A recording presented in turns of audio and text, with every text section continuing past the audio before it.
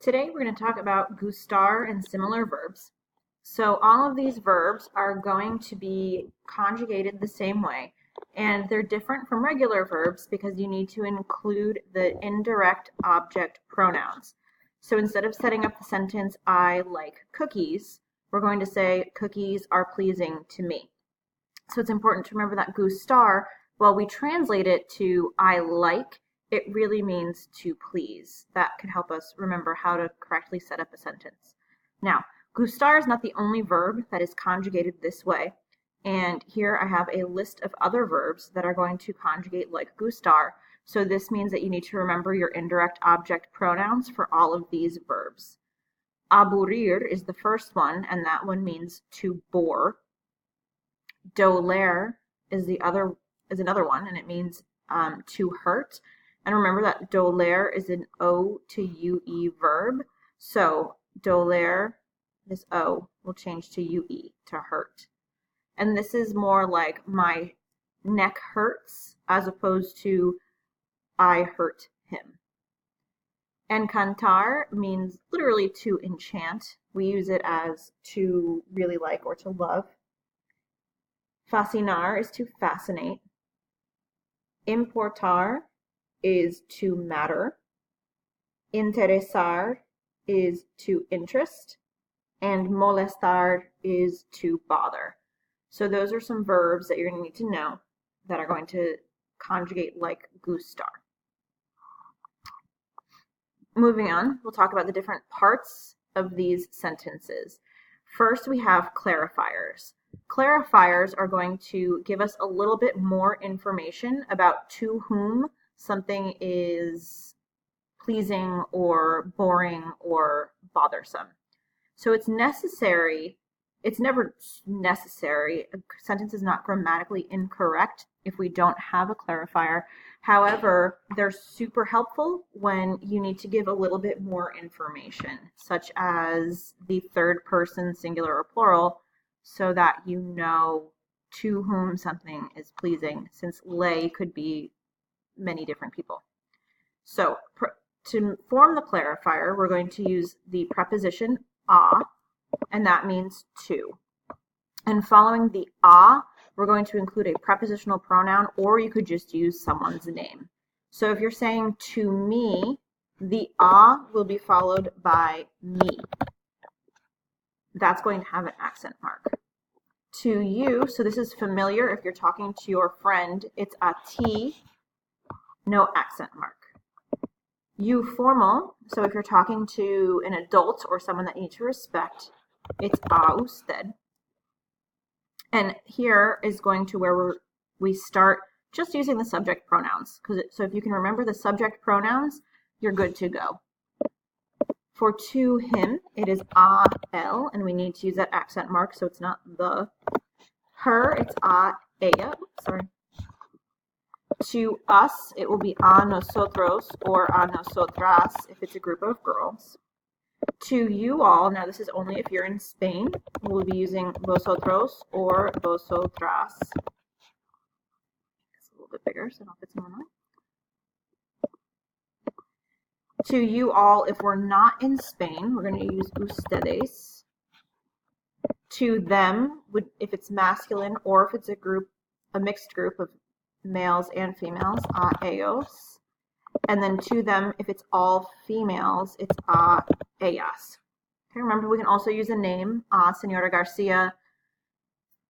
And if we're using nosotros, if we want to be super specific, we can't use a name. We can't use yo ever. We're going to keep it me and someone else. And then for a ustedes, remember that it's going to be a ti and someone else. Okay, we're never going to use to or yo after a preposition.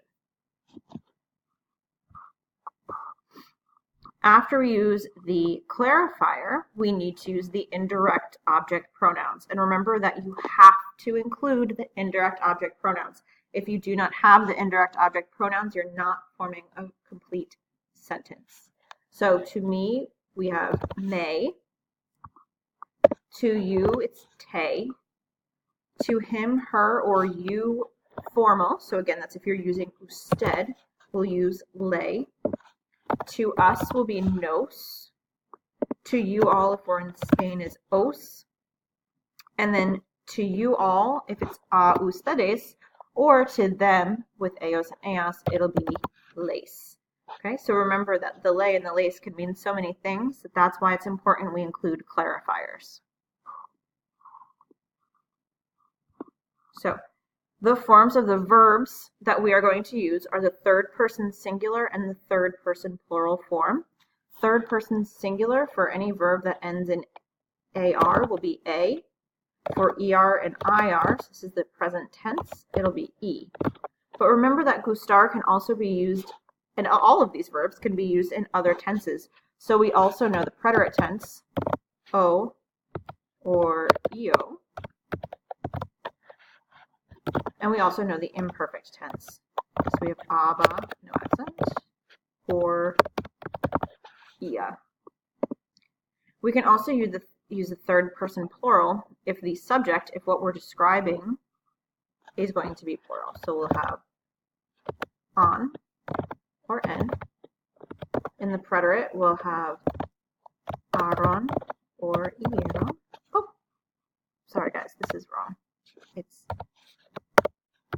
io with the accent. And then for plural, or for imperfect, it'll be aba or ion. Okay. Now, here's how we're going to set up a sentence. Sorry, that is too short.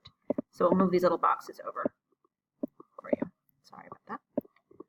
So the first part of the sentence, and remember it's in red because it is not necessary. It is a little extra. So clarifier a with the prepositional pronoun or a with a name, that's going to be first, and that's optional.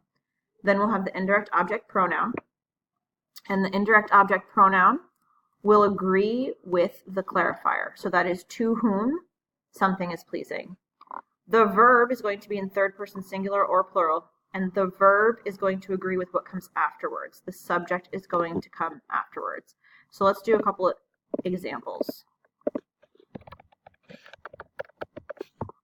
Where is my...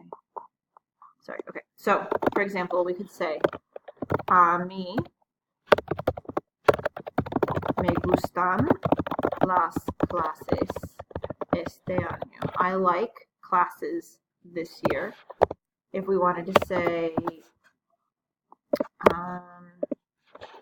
a ustedes les encanta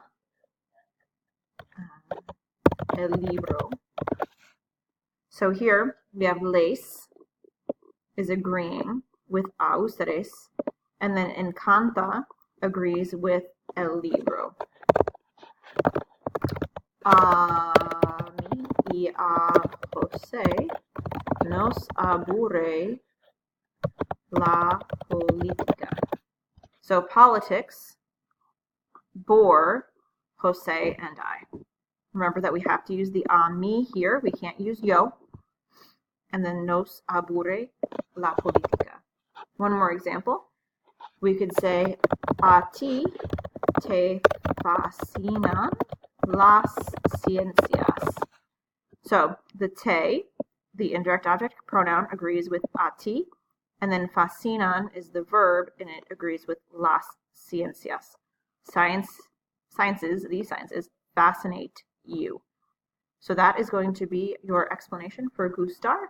Please come to class with any questions.